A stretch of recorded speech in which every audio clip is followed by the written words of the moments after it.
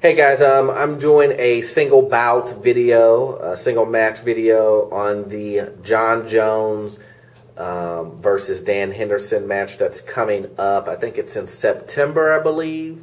As you know, Jon Jones' last match against Rashad was not able to capitalize on the wrestling and get in.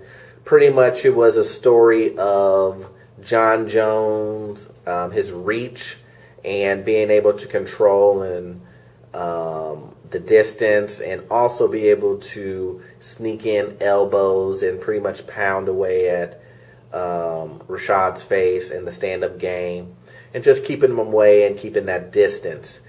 So now he goes against Dan Henderson, who is, everyone knows, a heavy hitter, great wrestling skills, as far as defense and his takedown ability somewhat. He doesn't really utilize his takedown ability nowadays. It's pretty much a defensive takedown game. As we know, everybody, he has the H-bomb, which is his overhand right, that he's pretty much looking to land at all times. So he's pretty linear as far as you knowing exactly what he's going for. He doesn't mix up a lot of things like the kicks and whatnot. Sometimes he'll go for a takedown when he feels he can't get in the end, when he can't get in or land that punch. But he has extremely powerful hands as far as his right goes in a stand-up position, and his ground and pound is pretty brutal too.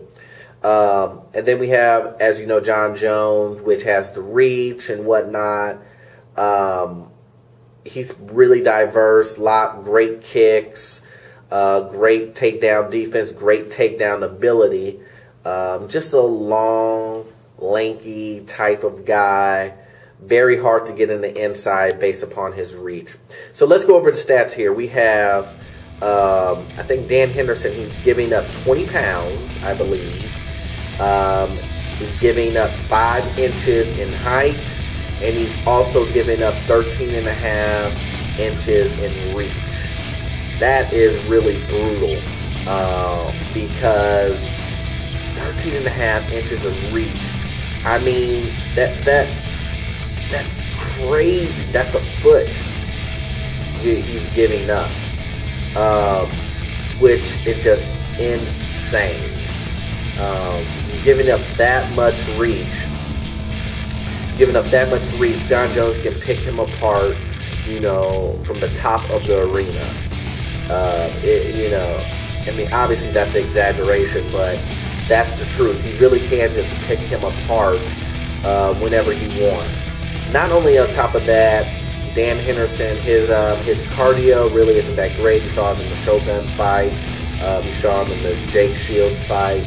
You just see him in the big, when he always has to go 5 rounds, it's always just, he's getting, really, really tired. He really moves sluggish. So we also know that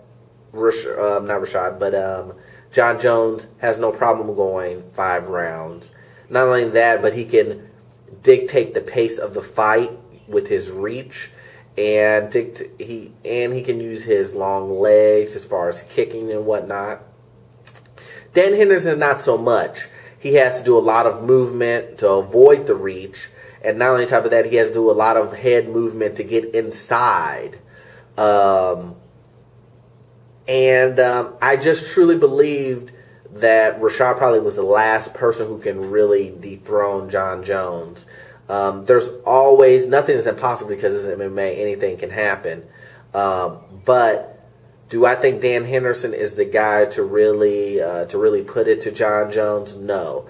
I just think that Jon Jones is going to just put him on his mantle and really finish Dan off. Dan has a spectacular chin, but how many elbows in the face can you take? Dan may not quit, but the referee will stop the fight, I believe. So I have no problems at all picking Jon Jones in this fight. It's relatively easy based upon all the advantages and all the disadvantages that Dan Henderson has. I expect the the lines on these, the betting lines, to be really, really lopsided. Maybe a 2-1. But then again, it may not be 2-1 because of Dan's heavy-handedness and just catching them. But I'm just telling you guys, a guy who goes in there with the overhand right versus a guy who just lands, straight punches in your face and has a 13.5 reach advantage over you, it's going to be a long night for you. So Jon Jones wins this one easily in the second round, TKO. Tell me what you guys think. What do you guys think about the reach advantage? Do you think it's going to play a huge difference? The weight and the height.